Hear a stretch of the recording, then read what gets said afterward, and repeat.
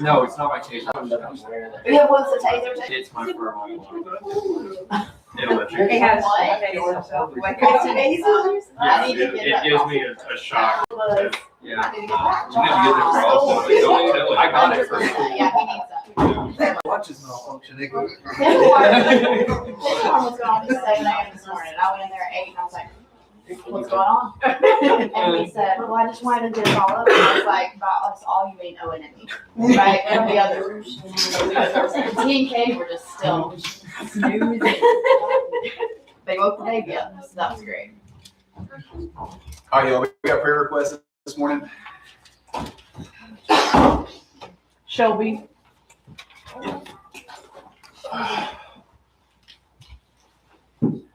She's still in the hospital. What's wrong with her? You know, because I work with her, and I've been wondering where she's at too. Because she hasn't answered anybody, any of us. I don't know exactly what's wrong. I know she has some kind of infection, Okay. and they're trying. She's really not wanting to have another central line put in. So, but I think she's kind of sad about having to still be in the hospital. Is what Miss Deborah had said. Gotcha. Central line. What is that? Medical people. Don't they typically have like one directly Like they in, can put so they directly can put. through. Yeah. Oh, I see. Yeah. So it's not something she has all the time, it's just. Like, If there's well, once they install it, they do leave it in until they're done, so it's. I think Well, I they think leave it central line is in, like with cancer they don't patients. always With have like something going in photos. it, but it's Yes. there for them. Yeah, to be even able to- It's almost like a port or something, right? Yeah, picture it straight through. But it's just for a child. Yeah, so that people stick around. Yeah, it looks like that. It's in the. All right, it is a thin, flexible tube inserted into a large vein, often the chest, neck, or groin, to provide long-term access for delivering fluids, medications, nutrition, blood products, and for drawing blood samples, acting like a long-term IV. Okay. Thank you, Google. So she's in the hospital. Yes. I got you. Understood. Shelby Wood. Let's do it all again. Yeah, so she keeps getting infection. Yeah. Okay. And they're trying to avoid a main line. Central. Central line, which is. I'm not reading that either. She said she works with her and nobody's hearing from her, so they're wondering where she is. Me. Oh, really? Yeah. At the brew. Yeah. So when we need updates, we'll just ask you. When we need updates, we'll just ask you. Wait, I still don't know what she said. It's okay. We'll move on. Please wait. I mean, so. Okay, anybody else prayer requests? Keep in mind.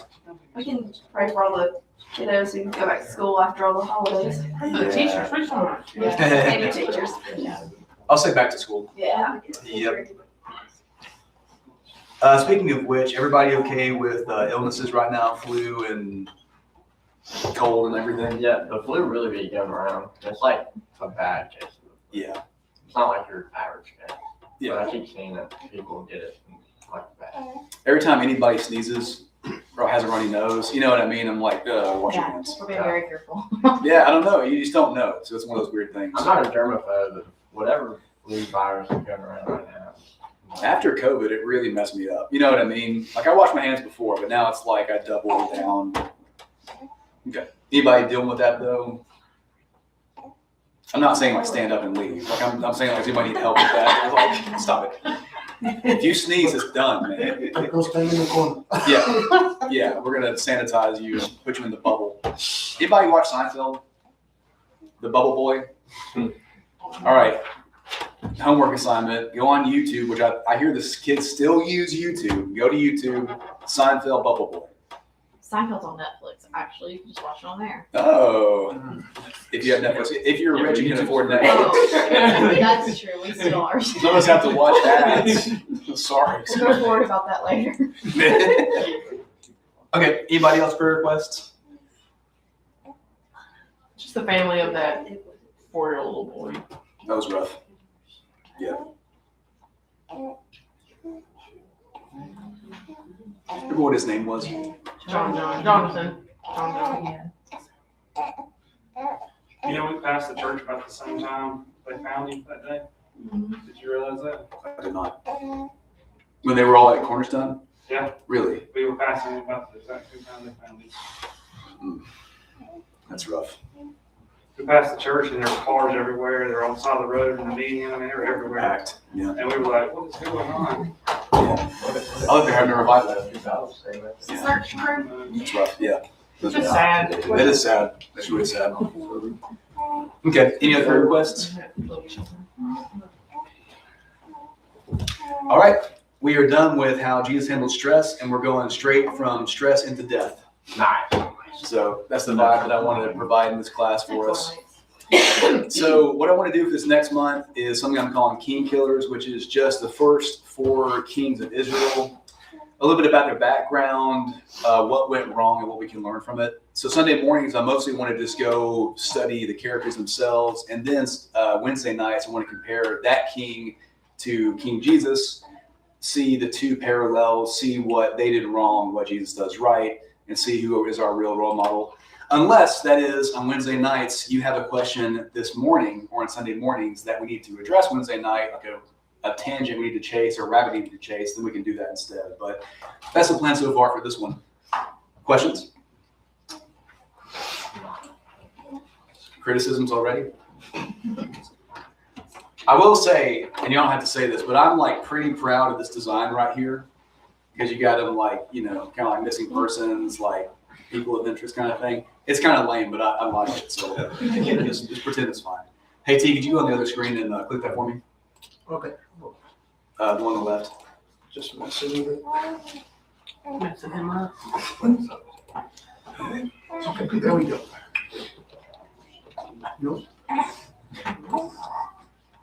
There we go. Okay.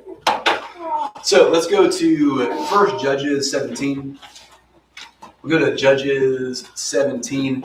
So I wanted to give a little bit about Saul's background and the state of Israel at this time. So Saul comes into the kingship during the time of the Judges. And Judges has a particular phrase that it uses that I want to bring up that kind of summarizes what was going on. So whoever gets there, do Judges 17 and verse 6 for us. In those days, there was no king in Israel. Everyone did what was right in his own eyes.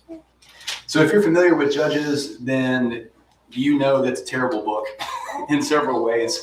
It's basically lawless. It's the wild, wild west. Everyone's doing their own thing, which is what the Bible says. It repeats this phrase, there was no king. So I guess the style or the format kind of goes, and then so-and-so did a terrible thing, and everyone wept in the land. There was no king in the land, so everyone did what was right in their own eyes. So it's just atrocity after atrocity. I think that it says that rioters, or they call them, what do they call them, the nations around them? Rioters? Raiders, yeah. Basically, nations around them would just come in, beat them up, take all their stuff and leave. So God raised up judges. And it's not a judge like that wears a robe. It's like someone who executes military, like, execution on people, basically. So we're leaving that period, and that's the period that Saul grows up in. He's used to this raiding, kind of like no king in the land sort of deal. So we're going to move on to, let's turn to 1 Samuel 8. So we're going to stick this book of 1 Samuel. 1 Samuel 8, and we'll read this section here in a second. 1 Samuel 8. So Samuel is somebody who is raised under, I guess you'd say like early Levite stuff. It's not he's in the tabernacle. It's not a temple yet. But he's raised under a guy named Eli. Eli's terrible.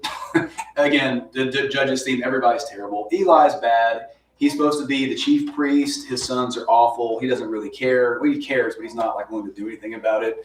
So God punishes Israel in this way. Eli dies. Samuel's left alone. Things kind of, ebb and flow, until we get to 1 Samuel 8. Samuel's an old guy. But let's, someone read for us 1 Samuel 8, verses 1 through 5. 1 Samuel 8, verses 1 through 5. Now it came to pass when Samuel was old that he made his sons judges over Israel. The name of the firstborn was Joel, and the name of the second Abijah. They were judges in Beersheba. But his sons did not walk in his ways. They turned aside after dishonest gain, took bribes, and perverted justice. Then all the elders of Israel gathered together and came to Samuel at Ramah and said to him, Look, you are old, and your sons do not walk in your ways. Now make us a king to judge us like all the nations. A couple of things I want to point out. So we just mentioned Eli was the chief priest, but his sons were terrible. So there's that theme going on. You have someone in charge trying to do the right thing. Their sons are awful. What do you do about it? This is kind of the excuse that the people use to Samuel. Hey, your sons are awful. You got bad kids. So now what do we want you to do? Give us a king. Yeah.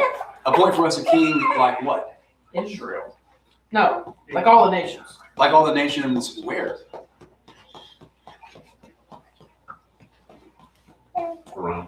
Around us, right? That's not necessarily in the text, but that's the idea, right? Think about where the Israelites just came from. Where were they in captivity before this? Egypt. Was there a king there? Pharaoh. Well, we call him Pharaoh, but is he a king? Yes, he's a king. So we're used to that kind of structure. We get into the land, people are beating us around and backhanding us all over the place. So give us a military leader who will give us some structure, right? Thoughts about this?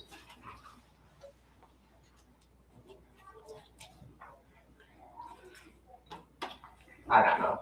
Nothing. Israel likes to fight. Do what? Israel likes to fight. I mean, they're literally surrounded on all sides by nations. Like they came into a place, took it over, and then people around them are like, so who are y'all? Right? So was there a plan for a king in the Torah, the first 5 books, like Deuteronomy? No. Sort of. Actually, there was. Explain. Explain. There's some provisions made that he's supposed to dwell on the law, read it daily, write his own copy of it. Right. I think that was all in Leviticus or somewhere. There's a couple things in Deuteronomy. So it's like somewhat, like we're kind of, was it explicit? Like when there is a king or like when you get in here, then you appoint a king? Not specifically, right? Here's the problem. Israel's supposed to get into this nation of Canaan, and they're supposed to utterly drive out and destroy the Canaanites, like completely. Because if you lead any of them, they're going to be a pain in your butt or a thorn in the side, as the Bible says. The pain in the butt's the Al-Taqa version. So they'll be a pain in your butt, okay? Sure enough, they can't live day to day because these guys are attacking them all the time. So first of all, they don't do the right thing. Like, this is not a king issue. This is a them issue. They didn't do the right thing first. They think the king's going to fix everything. Egypt has a king. Ammon has a king. Philistines, they have a king. Everybody got a king. We don't got a king. That's our problem. That's why we're not succeeding. All right. God kind of views it as idolatry. Yeah. Right? Like, Yeah. you come out of Egypt, Yeah. Pharaoh in Egypt was treated like a god. Yep. When they say this, God really responds as though it's idolatry. Yeah. Like, Yeah. Samuel, they have not rejected you, they've rejected me. Yeah, that's what we're about to get into. Yeah, exactly. So it's a little bit more than just give us a figurehead. It seems like a little bit more than that. Someone get for us 1 Samuel 8, verses 6 through 9. 1 Samuel 8, 6 through 9 for us. But the matter was displeasing in the sight of Samuel when they said, give us a king to judge us. And Samuel prayed to the Lord, and the Lord said to Samuel, listen to the voice of the people regarding all that they say to you, because they have not rejected you, but have rejected me from being king over them. Like all the deeds which they have done since the day that I brought them up from Egypt, even to this day, in that they have abandoned me and served other gods. So they are doing to you as well. Now then, listen to their voice. However, you shall warn them strongly and tell them of the practice of the king who will reign over them. So verses 10 through the rest of the chapter outlines all the bad things going to happen to them because they're asking for a king. And it's stuff that you kind of expect. There was a event in history where tea was being taxed too much and people weren't being represented. So we had a big old Boston Tea Party and threw tea in the river, all that kind of stuff, right? So taxation is going to be one of those things you got to look out for. And Samuel basically outlines all the bad things. Your sons and daughters will be slaves, figuratively and literally. All of your land's going to be taken literally. Like all these terrible things, you're asking for a king, just understand what you're getting into. It's basically what he does. I want to skip down to verse 19. 1 Samuel 8 and verse 19. But the people refused to obey the voice of Samuel, and they said, "No, but there shall be a king over us, that we may also be like all the nations, and that our king may judge us and go out before us and fight our battles." Are there any verses in the Torah about Israel being different than all the other nations? Yeah. Couple. Maybe like the the main point.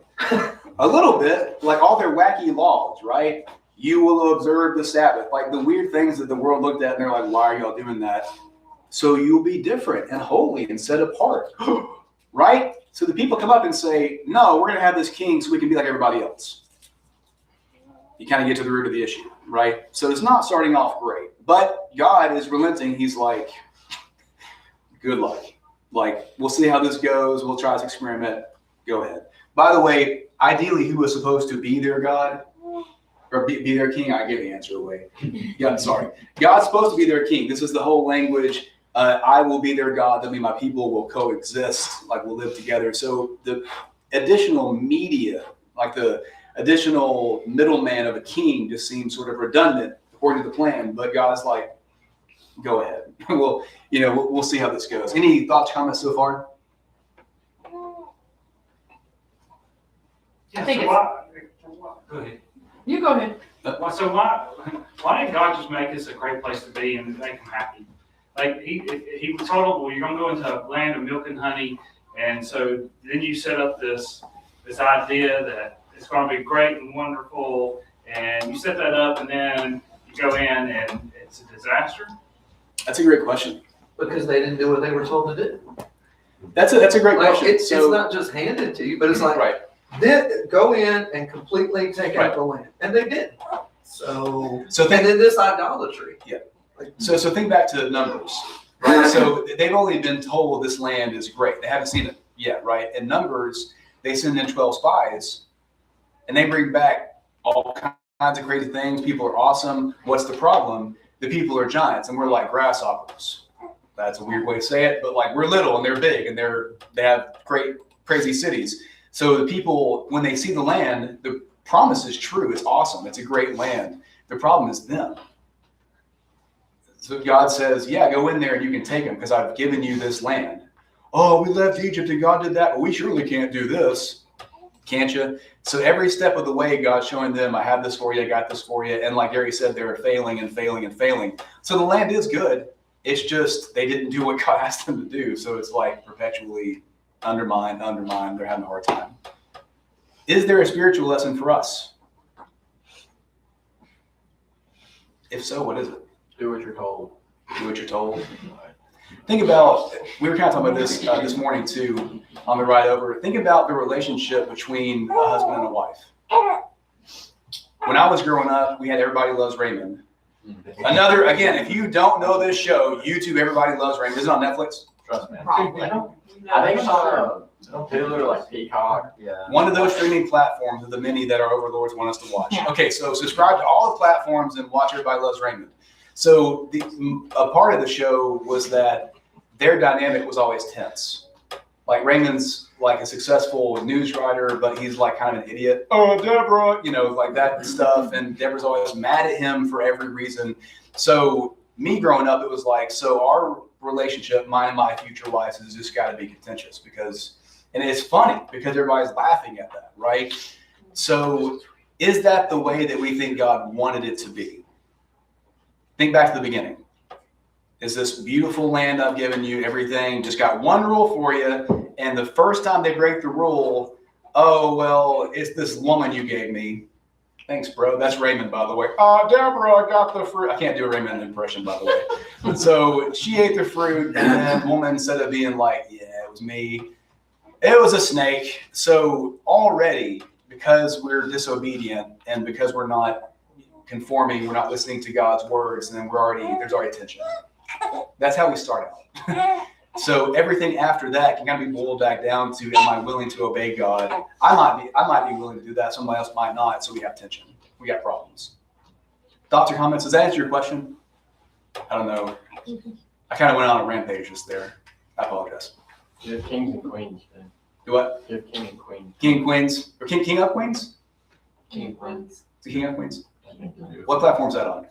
Saying whatever everybody love Raymond. Sure. Do you have something? I was just gonna say, I think sometimes as Christians, we're like the people then. God has told us to be different, but we try so hard, we want to be like everybody else. In what We ways? don't want to stand out. We don't want to be Can you give me some examples? just just fitting in, or at work, not using profanity or whatever, and we want to fit in, or we want to. I can give an example. One of the assistant principals at work is having a birthday party next week, and while I would not go, I don't even get invited because they know I won't go. And that's what has been said to me. I know you wouldn't come, so I didn't invite you because there's gonna be alcohol. And it's just like I wouldn't mind the invite to just say no. Just be able to say that. Just to know, like, oh yeah, you're welcome to come, but they know I won't come. Yeah. But I still want to fit in. So it's, Yeah. So I think that's a lot like us. We don't want to stand out. Like, I want to fit in. Yeah, and a lot of times we think that's going to fix our problem. Correct. So like, if I would just compromise here, I would do this Correct. thing, all those problems would go away. When it's actually the opposite. You're doing what you need to do, and other people might be misaligned. Yeah. Anybody else? But I'm wondering if they're seeing you are different, and you may open doors that you don't even realize. It is a good thing. It is. I mean, it is good, but I think sometimes we just want to. But there's a price to pay. I mean, Yes. like you're mentioning, there is a price of being different and being holy and called out. So is it worth paying that price? Is the question. To them, it's not. Ultimately, yes. It's Yeah. almost a compliment though, what they're doing. Yeah. It is. Yeah. I mean, but it's still like a. Yeah. Yeah. I understand. So apparently to the Israelites, they weren't willing to pay that price. We think that's the problem holding us back as a nation. I was gonna say, I think that was the whole point of how they took the promised land. Is if they didn't have some skin in the game, so to speak, they wouldn't appreciate what they got. And you see it right off the bat. They go take Jericho. Nobody on the good guy side dies. They take the city, all the treasure, all that stuff. And then the very next one, Ai. And why do we gotta send everybody out for this little village? We just took and things go wrong. And They you got lose, this guy, I don't know what, 300 people, Yeah. warriors right off the bat. you got this guy named Achan, who was Yeah. a part of the Jericho battle. Yeah, God said, "Don't take anything." Achan Yeah. said, "They won't miss it." and you see that it just keeps playing out as they don't do what God said, Yeah. and bad things happen. Yeah. So the milk soured, so to speak. Oh. How about that? Oh, The the honey and milk. what they were promised was there. They just had to have faith in God, do what He said. Yeah. And they just refused, and we do too. It's a big metaphor for life, like what we do now. Yeah. Anybody else? Good thoughts. So enter Saul into all of this conundrum and weird dynamic. So Saul, to his credit, has a lot of military success. There in 1 Samuel 11, there's a town called Jabesh Gilead, and so Jabesh Gilead, their citizens are so desperate for a leader that they start looking at the nations around them and saying, "Hey, if we serve you, will you protect us?" And this guy, Nahash is his name, verse 2. The Ammonite said to them, "On this condition, I'll make a treaty with you, that I gouge out all your right eyes, and thus bring disgrace on all Israel." So he's like, "Yeah, I'll protect you if I can maim you."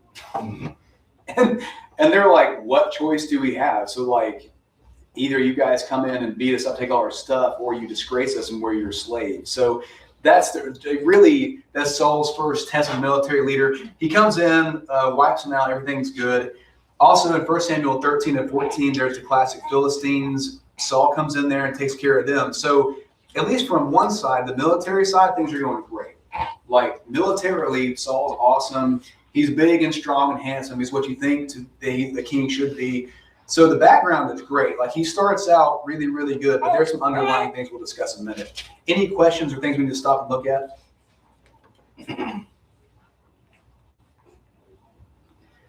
Okay, looking at 1 Samuel chapter 14, we kind of see, well, really chapter 13 too, we kind of see Saul's faults kind of come to the surface. So I want to bring up 14 because this is kind of, it's not a funny story. It's kind of a, kind of something that reveals where Saul's mind was here. So someone get for us 1 Samuel 14. Yeah, 1 Samuel 14, someone read 24 through 26 for us.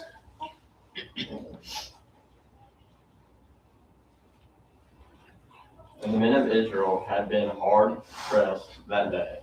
So Saul had laid an oath on the people, saying, Cursed be the man who eats food until it is evening, and I am avenged on my enemies.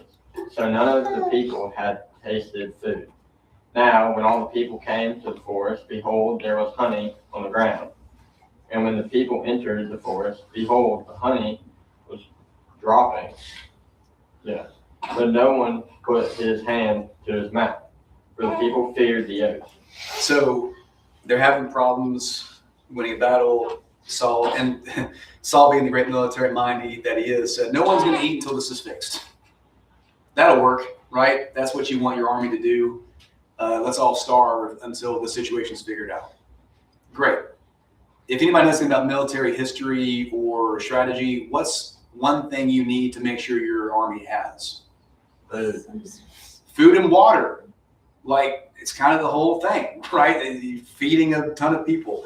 So weird move by Saul. He's just sort of like second guessing himself, and he's being a little rash. But then verse 27 is where it kind of comes to a head.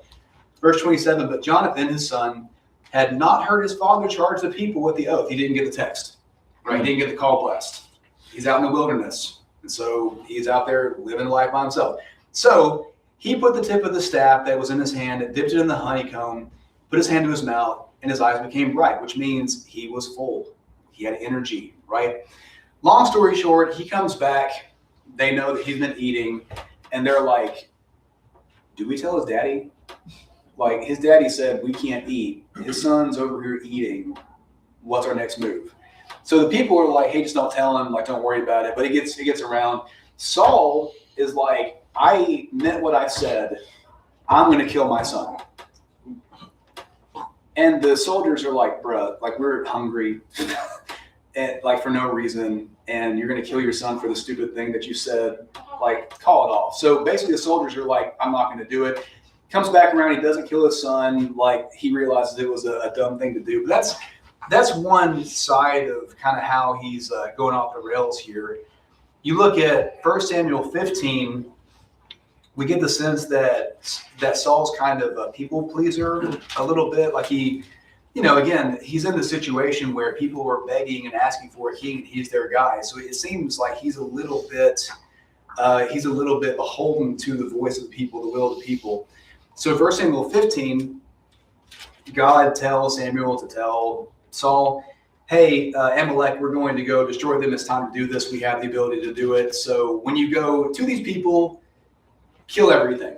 Like, everything needs to be gone. And this is like way back Old Testament stuff. This is a rivalry from way back when.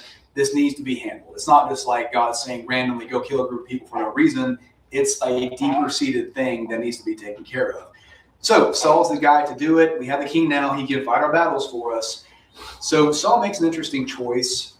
And instead of killing everything, Saul ends up keeping some of the choice items from the spoil, which is not what he was told to do. Someone get for us 1 Samuel 15, 20 and 21. 1 Samuel 15, 20 and 21. But I did obey the Lord, Saul answered. I went on the mission the Lord gave me. I brought back King Agag of Amalek, and I completely destroyed the Amalekites. The troops took sheep, goats, and cattle from the plunder, the best of what was set apart for destruction, to sacrifice to the Lord your God at Gilgal. So Samuel approaches him, and in one of the funniest verses, in my opinion, is verse 14 in the Bible. Saul says, hello, welcome, we've done what you asked. And then Samuel says, what is that sound? It sounds like sheep. He said, like what is the sound of bleating in my ears? Which is like, man. So Saul's like, it sounds like there's some sheep here. When I'm pretty sure I told you to kill everything. Why would this still be alive? Saul ends up blaming sort of the people. He's like, oh, the guys, they saw some good stuff, and double benefit, we can sacrifice this to God. Right? Now, is that by itself a good idea? There's some extra stuff and we can keep it for ourselves and we can sacrifice some. Is that by itself a good idea? I think so. You have extra food after an event, throw it all away. Why? Why can't we keep some? You can take it home, right? But if the command is explicitly get rid of all of it, and you were told that explicitly, it's not a good idea anymore, right? So it's one of those things. So apparently he kind of listens to his guys. He's like, oh, well, they want some of this stuff. We don't do this every day. So we went ahead and did this. And Samuel basically tells Saul straight up, you're done. You're done. God's cutting it off. We're going to find somebody else. And, Saul screams and cries, but it's like, hey, it's kind of been done. And so we also get an idea of the people pleasing from Saul here. Let's go to 1 Samuel 18. 1 Samuel 18, and we'll read this here in a minute. This is right after the typical encounter, what we think about when we think about David. We think about him and the giant. He kills the giant with a sling, right? Ironically, Saul was the one who oversees this, and Saul is like an experienced military guy at this point, and he doesn't want to go out and fight these guys because he's scared. So Saul sees probably a teenager, maybe like a young man, it's up for debate. And he goes, yeah, I want you to go fight this guy. Here's my armor, take all my stuff. Doesn't fit him. So Saul's like, yeah, just go out there. So Saul's risking and gambling the entire fate of Israel on a child. No big deal. He's just an experienced military commander and king. So the story goes, David does kill the guy. There's a crazy victory. The giant falls. But then Saul has this kind of realization that something's going wrong. So someone get 1 Samuel 18 and read verses 5 through 9. 1 Samuel 18, verses 5 through 9. So David went out wherever Saul sent him and behaved wisely. And Saul sent him over the men of the war, and he was accepted in the sight of all the people and also in the sight of Saul's servants. Now it had happened as they were coming home and David was returning from the slaughter of the Philistine, that the women had come out of all the cities of Israel singing and dancing to meet King Saul with tambourines and joy, and with musical instruments. So the women sang as they danced and said, Saul has slain his thousands and David his 10,000s. And Saul was very angry, and the saying displeased him, and he said, they have ascribed to David 10,000s, and to me they have ascribed only thousands. Now what more can he have but the kingdom? So Saul eyed David from that day forward. Thoughts about this? He's holding a grudge Why? because the people look at David more better than Saul. What's the irony in that? Saul let it happen. Didn't Saul set him up? And it backfired. Right. So Saul was like, I'm scared of this big dude. So here, little boy, fight this huge man. And he does, and he wins. And Saul's like, I'm a genius. Saul's like, I found another dude. Great. He's always collecting dudes, Saul. So I found another dude from my army. Great. As he's coming in, people hear about what David's done. And understandably are like, that's amazing.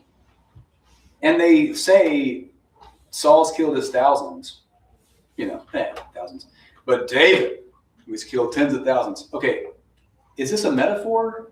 Yeah. Is this hyperbole? How do we know? He's killed one guy.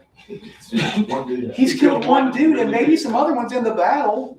Saul's been king for years. We're not tallying up. We're not literally counting, but it just goes to show where Saul's mind is at. To be fair, I think I would also be a little peeved if I've been a military leader for as long as he has, I and get this it. random kid goes, hey, why is no one in the army of God fighting back? Sure. Kills one supersized guy at Sure. least, and then he's getting all the credit for the things that I've been doing for years. Sure. But like, So Sure. like, Sure. like, but like To what be was fair. Saul's real plan? Because he's betting Yep. the whole thing on this kid. Correct.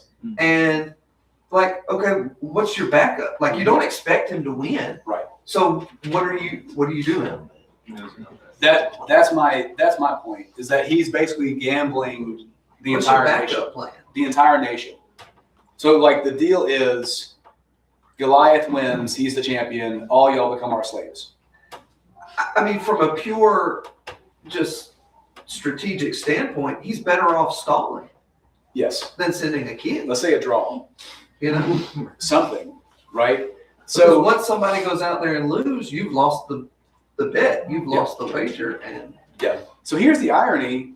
So all that works out the way it does, okay? The situation is what it is. Saul should be happy because David's now working for Saul. Never does David say, hey, I might be good at this king thing. He never does that. He's like, I'll be one of your dudes. As a matter of fact, I can play this instrument pretty good. I'll come in and strum on a little harp and you'll feel all sleepy. David is an angel from heaven. It's like, you fixed our Philistine problem. I get headaches and migraines because I feel grumpy, right? And you're fixing me. This is amazing. But he gets a little bug in the back of his mind. The people think he's awesome. And I'm the only one who can be awesome here. I'm the only one. What do we call that sensation, by the way? Jealousy. Jealousy, ego. but that's really hilarious how that happens too, Yes. right? Because Saul starts to lose sleep and Yes. need that because of this. And Yes. then guess who they find to come play? Oh, David shows up. Your boy is really picking it It's- on the lyre. It is God just twisting the knife in Saul for All of this is Saul's fault. All of this is Saul's fault. The Philistine thing happens after he decides for Amalek, we're going to keep some of the stuff, and God says, you're no longer king. And instead of stepping down, like he probably should, oh, I'll step down, you're right, I messed up. No, he says, I'll be king until I die. And he is king until he dies. So the irony is, Israel still has enemies all around them, the rest of the book. What do you think Saul does the entire rest of the book of 1 Samuel? Goes after David. He's trying to kill David the entire time. Are the Philistines still a problem? Yes, they are. As a matter of fact, it gets so bad that David has to run away from his homeland of Israel, go hide with the Philistines, pretending to be insane. He's frothing at the mouth and like twitching and stuff, and the Philistines are like, where'd this guy come from? I mean, he does put a pretty good dent in him at one point when he has to collect some foreskins to pay for his bride. That's another thing. I'm glad you brought that up. Weird story from Saul, okay? Weird story. We'll probably have to close the class with this, which will be great for Wednesday. So David and Saul, David and Saul, they're kind of getting buddies, right? Like Saul doesn't really know about David, but he plays the lyre real good, makes him sleepy. He killed the giant. Okay. David sees Saul's daughter, Michal, and he's like, or Michael, and he's like, hey, she's pretty cute. Can we work something out?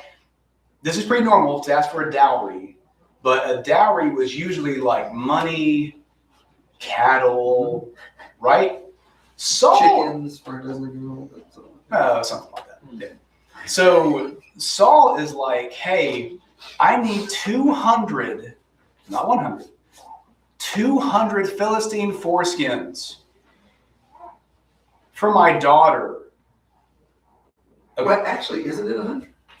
Oh, it is. Doesn't he That's double right. it? That's right. Yeah, it says 100. David gives. That's how you know a guy loves you. Apparently, Michal is like hot, bro. He doubles the. David's like, I mean, okay. So I think Saul again is playing this game of like he's not going to do it because that's weird and terrifying and awful. David's like, sure, bro, I got you. I got you. I don't want to know how that process worked. I don't want to know what Saul did with those things after, okay? But he does it, then again, proving that David is twice the man that Saul is at half his age, right? It's another little knife. It's another little dagger. Do what? Trauma on that. Right? Again, so, and think about this. So this is kind of weird, but we're a young pro class, aren't we? Yep. Let's be young and professional. So why did the Philistines, why were they uncircumcised and the Jews were not? Or the Jews were circumcised and the Philistines were not? Like why did that come to be? They didn't have the old law. Oh, you're separating. So you're holy, right? Saul is asking him to go to an unholy people, touch their most unholy place, and do the most unholy thing possible. I mean, are we wrong here? So he's asking to go way above and beyond. He's hoping he's going to die. Like, please go away and die. Like, be disgusted by this, leave me alone and die, is what he's trying to do, right? Comes back with a bag, I assume, and drops it. It drops at his feet, and Saul's like, what is with this dude? He can play an instrument. He kills giants with slings. Like, what are we doing? Next class, we'll talk about how he ends up, and we'll kind of compare his character to Christ on Wednesday night. Any closing thoughts or comments about this? I don't know how you can have a question about what we. I have many questions. I'm just not going to really leave them alone. You cannot make up better stories than these. These are crazy Like, stories. for real. Like, seriously, if you did one of those games, like, is this made up or is this Game of Thrones or is this the Bible? This is insane. This is in the Bible, dude. Don't put that on a t-shirt. Don't say, get me 100 Philistine foreskins. Don't. It's not going to go good on a t-shirt. Okay, don't put it on a t-shirt. Yeah. Closing thoughts, comments? All right, let's pray and we'll be dismissed. Father, we're grateful for the time we have together. We're thankful for your word and what it means to us. We're thankful for the opportunity to be together, study, learn more about you, and grow closer to you. We're thankful for Christ, our true King. Pray that we would worship him today in spirit and truth, as you commanded us to do. Praise in Jesus' name. Amen. Thanks, y'all. If anybody wants one of those t-shirts, I know Don't say somebody. me.